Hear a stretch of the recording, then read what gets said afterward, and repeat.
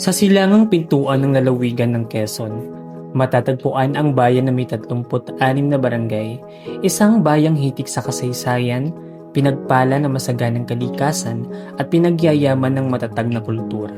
Ito ay ang bayan ng Infanta na dati ay kilala sa pangalan nitong Binangonan del Ampon. Isa ang Infanta na dinarayo ngayon ng mga turista.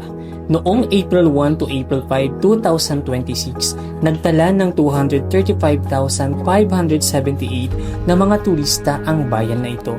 Isang patunay na patuloy na nakikilala at pinalalakas ang bayan ng Infanta. Ang mataas na bilang ng mga turista na bumisita sa bayan ng Infanta ay nagpapakita ng lumalaking interes sa aming bayan. Nakatulong ang mga promosyon na aming ginagawa at gayon din ang mga promosyon ng vloggers na bumisita dito. Ang pagiging accessible ng mga pasyalan at positibong feedback ay dahilan din upang ang Infanta ay mas lalong makilala bilang tourist destination na dinarayo ng mga turista mula sa karatig bayan at mula sa Metro Manila. Malaki rin ang naitulong ng pakikipag-ugnayan ng lokal na pamahalaan sa mga tourism stakeholders upang matiyak ang kaligtasan at magandang karanasan ng mga turista.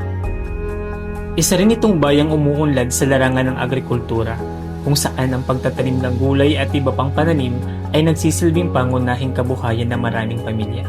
Bukod dito, kabilang din ang Infanta sa mga bayang may malalawak na niyugan, kung saan ang niyog ay pinagkukunan ng kabuhayan at iba't ibang produktong nakatutulong sa lokal na ekonomiya. Sa barangay Magsaysay, Infanta, Quezon, nakilala namin si Kuya Aldrin.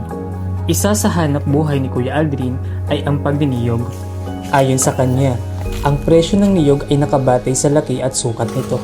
Maliit malaki, mayroong mas mabigat, mayroong maliit. Kung hindi wala ka na yung gagawin sa bilang na titingnan nila ay maliit.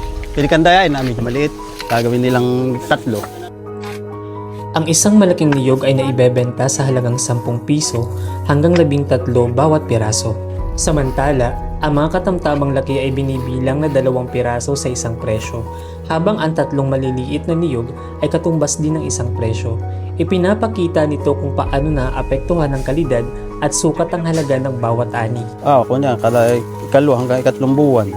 Pagka lalahatin, halimbawa yung hindi kasama yung halimbawa yung mga niyog na medyo, yung bagang sabi nga alanganin pa, yung baga hindi pa talaga tuyong-tuyo.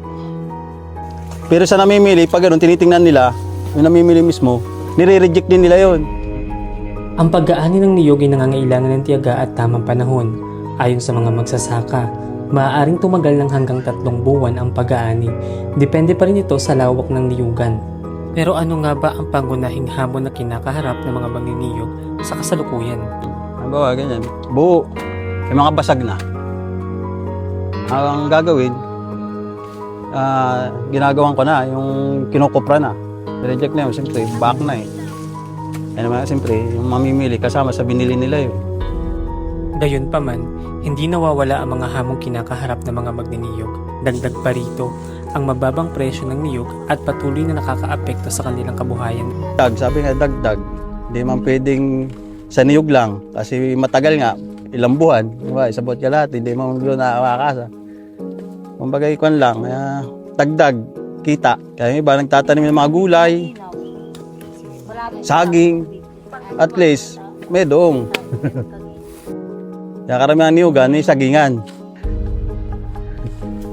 Bagamat mahalagang kabuhayan ang pagniniyog, hindi ito palaging sapat upang matustusan ang pang-araw-araw na pangangailangan ng isang pamilya. Pero nananatiling mahalaga ang kanilang gawain, sapagkat ang bawat ani ng niyog ay nagbibigay ng mga produktong ginagamit at tinatangkilik na maraming mamimili sa araw-araw. Sa bawat bigat ng mga niyog na kanilang pasan, sa kabila ng pagod, mababang presyo, at mga hamon na kanilang kinakaharap, nananatili silang masipag na naglilingkod sa agrikultura. Hiling nila na mas mapahalagahan at mabigyang pansin ang kanilang sakripisyo at mahalagang ambag sa lipunan.